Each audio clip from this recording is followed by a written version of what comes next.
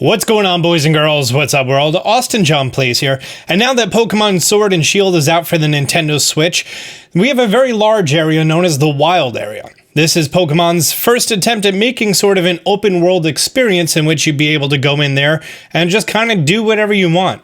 However, on the Nintendo Switch, the release title Legend of Zelda Breath of the Wild is pretty much an open world game. So that had me thinking, how big is the Wild Area in Pokemon Sword and Shield compared to Legend of Zelda Breath of the Wild's Great Plateau?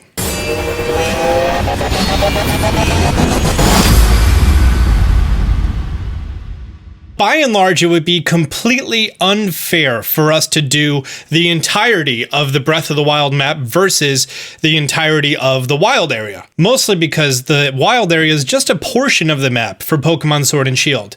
So I thought it'd be a much more fair comparison of the Great Plateau, which is considered to be a very big area for Legend of Zelda Breath of the Wild, compared to the Wild Area, which is just sort of the open world aspect of it. Now, I'm going to be doing a south to north run for the Great Plateau, as well as a south to north run for Pokemon Sword and Shield. The Great Plateau is kind of like a giant square, and the Wild Area is sort of a long rectangle. So I thought going from the south to the north would be more of a fair comparison. Now keep in mind, I'm not calculating speeds, we're only going by in-game speeds. We're not going by anything else, so I'm just going by how long it takes for you to run from the south of the Great Plateau and the south of the Wild Area to the north of the Great Plateau to the north of the Wild Area. On the left, you're going to be seeing Link in one of the southernmost areas of the Great Plateau, and the top portion is going to be at a walking speed. This is just holding up on the joystick, and at the bottom area is going to be using the run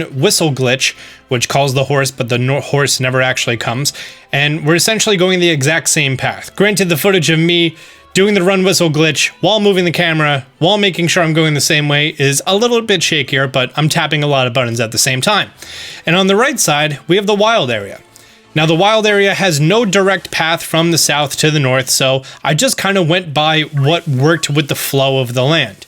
In hindsight, I could have gone around to the east side once approaching the northern area. However, I decided to go for the west side, so take it with a grain of salt. And just because you would probably be fast forwarding through the video anyways, I decided to speed up all of the footage. That way you're not just fast forwarding to the end. Instead, I'm going to be shrinking these down to about 1 minute each, and you can truly see the comparison here between the three. Well, first I'm going to be interjecting with the running time is officially at 1 minute and 57 seconds.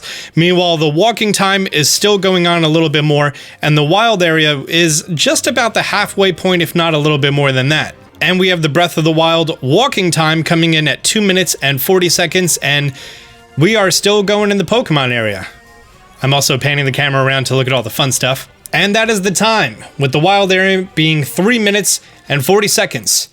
So, long and short, the Wild Area is kind of a little bit bigger than the Great Plateau, just the small tutorial area in Legend of Zelda Breath of the Wild, which I don't think is a bad start. I will say that the amount of monsters in Legend of Zelda's Great Plateau is much, much less than the amount of monsters in Pokemon. So it's a little bit more lush with stuff to do, even though the stuff to do is literally just catching different Pokemon in different weather conditions and finding random items. So there you go. In case you ever wanted to know this, I made this video for you. And if you ever searched this or you for some reason stumbled upon this, do me a favor, hit the like button. If you're new to the channel, be sure to subscribe, turn on notifications. Until next time, Austin John out.